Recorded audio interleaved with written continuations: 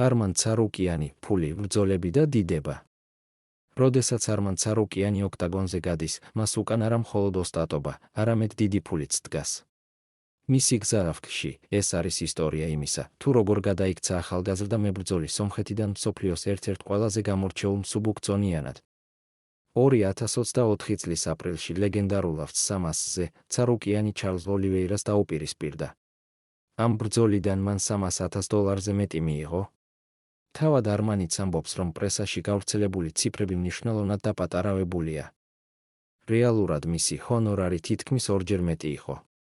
მაგრამ ეს ფული მხოლოდ აისბერგის წვერია.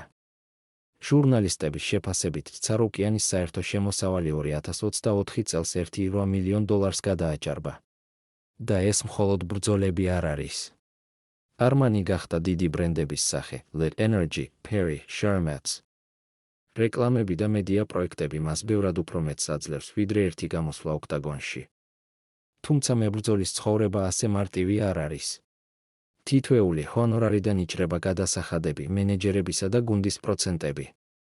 ექსპერტების თქმით, სუფთად შეიძლება ბევრად ნაკლები დარჩეს, ზოგჯერ მხოლოდ $70,000 ერთი ბრძოლის შემდეგ. მაგრამ არმანი არ წუწუნებს, მისთვის მთავარი არა მხოლოდ ფულია, არამედ დიდებაც. 2025 წელს გულშემატკივრები მის რევანშს ისლამ მახაჩევთან ელიან.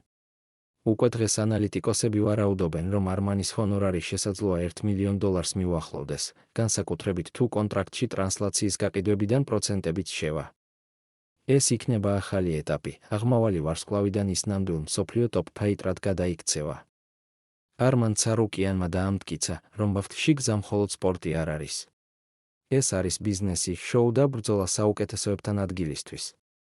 და მისი ისტორია მხოლოდ ახლა იწყებს სისწრაფის აკრეფას.